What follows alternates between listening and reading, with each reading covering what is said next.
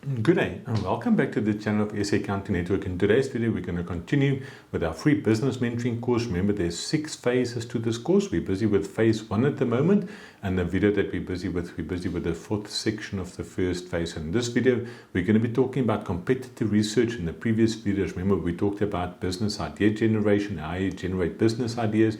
Then we talked about how to test business ideas. Then we looked at how do you define your target market. In this video, we're going to be talking about competitor research, how you do research about your competitors. And I think this is a really important thing. If you don't get it right, it can cost you a lot of money if you don't do your research properly.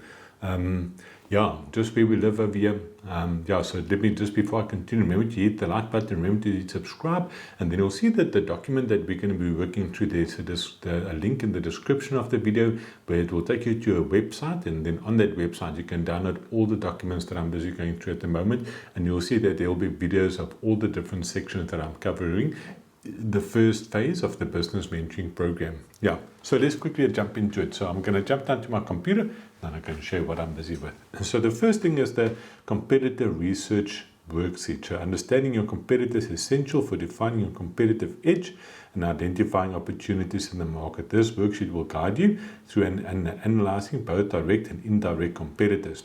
So let me maybe just stop here quickly. I was talking about, I wanted to share about this somebody that I know that I met at church a while ago, and where we live in Fishhook in Cape Town. And so what happened is this guy opened up a chicken franchise, but obviously in the same road there's a KFC, there's 2 other chicken places, I can't remember their name, Hungry Lion and somebody else, and this guy opened up a 4th chicken franchise in the same road.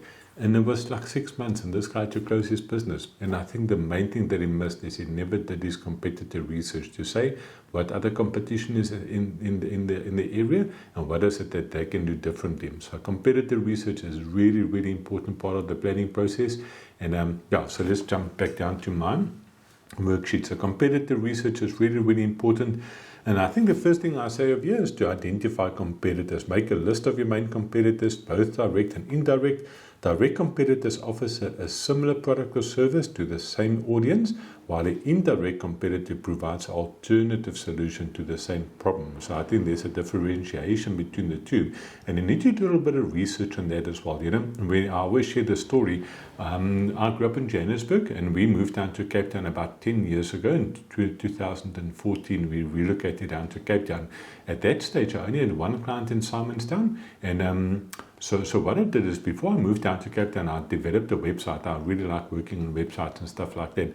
And with that website that I developed, I did some competitor research to say who else is situated in the area where I am. So I specifically only looked at their websites, and I looked at how they were ranking on Google, what information they were giving, what their customer experiences were like, and I made it my aim that my website would outperform their website. So I spent hours and hours developing all that type of stuff to make sure that my website is better than my competitors' websites. Because remember, you don't need to be 10% better. You can only be 1% better. 1% is what makes a difference between competitors.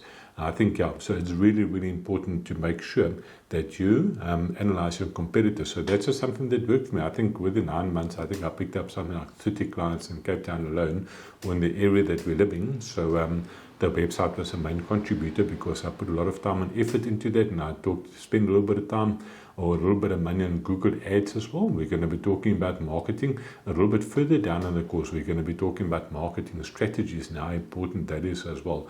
But for now, I would just want to stand still with competitors and doing competitor research. So make a list of your competitors and what their key offerings are in your area. I think competitor strengths and weaknesses, evaluate your competitor strengths and weaknesses. Understanding this will help you pinpoint areas where you can outperform them. So I think that is just basic stuff. Look at what is the competitor strengths, what are their weaknesses, and sometimes even ask people to ask people for quotes and stuff like that, and just see, what is that customer experience when somebody contacts them. I think in a previous video I talked about where we live, where we had to replace a gate motor, and just a shocking experience. I think I contacted 3 security companies in our valley where we live. I think only one of them contacted me and made an appointment for the Friday, which was about 3 or 4 days that I had to wait. Friday they never pitched. I think like the next week they only phoned me and said, listen, are you still interested in a gate motor? So just stuff like that, just do some research and see where's their strengths, where are their weaknesses, because it's in the weaknesses where you will outperform that. And I did share it in the previous video about that friend of mine who's got a lock business, and he saw that there's opportunity because the services in that industry were shocking. People were placing locks for construction sites and stuff, and the service was shocking, and he saw the opportunity there to say, our competitors have a weakness, I'm going to explore it, I'm going to make a commitment that if somebody contacts me 24 hours later, that guy will have a quote, 24 hours later that lock will be delivered to their premises, and this guy's making money. He's making good money. So I think just small things like that, where you can go analyze your competitors and just see what opportunities are there. I think generally, I think this is just something for free. Services generally in Cape Town are shocking. People don't understand how bad the services are here. People never come back to you. No, I wouldn't say never. I'm also based in Cape Town, but there's definitely opportunity there if you go look at your competitors. Yes, so let's look at something else. Unique selling propositions. Identify each competitor's unique selling proposition. This will help you to determine what makes them stand out and why you can position your business differently. So I think that's also really important. I think I did share it in the previous video as well. I remember there was a client, somebody that I picked up on Facebook, and I think it was one of my only clients that I ever picked up through Facebook. And the thing is, my unique selling proposition that I was offering a much more personalized service, and I obviously were giving them a quality service for the money that they were spending, and my fees were basically double of what the other people were in our area, and so they still decided to go with me because of my unique selling proposition, because it's just not just an accounting service that I'm selling a relationship with me, that I keep my finger on the pulse with my clients and I make sure that they stay compliant and that we're there for them 24/7 to assist in their business needs. So what is each competitor's unique selling proposition? What are the value that they offer? What makes their products or service stand out? And how do they differentiate themselves in the market? Market positioning is also important. Analyze how competitors position themselves in the market. This will help you to identify opportunities and differentiation. So how does your competitors position themselves? Are they positioned as low-cost leaders, premium providers, or niche players? So I think that's also important to decide in which area you want to compete. Do you want to compete with the top dogs? Because if that is what you want to do, you have to approach it completely different from when you want to compete with entry-level competition. So I think that's also really, really important. Gaps in the market. So look for gaps in the market that the competitors are not addressing. I talked about the lock guy. I talked about our building experience. And I think like another experience we had recently as well, we decided to replace some of our windows with aluminum windows. And I think I had to go for trauma counseling after the experience that I had with the builders in Cape Town, because the service is just shocking. They under-deliver on their promises, and it was just a bad experience. So just stuff like that. Our person will be willing to pay double for a better experience than just trying to go for something cheap. So this could be an undeserved customer segment, unmet need, or area where you can innovate. So I think that's really, really important. What make gaps exist in your competition are not filling, and what opportunities are there that you can provide the solution. Pricing strategy comparison. Compare the pricing strategies of your competitors to determine if there's room for differentiation. This will help you to establish a competitive price point for your product or service. So that's also important to go look at the pricing strategies. What pricing do they offer? What is there that you can do different, or what it is that you can do better?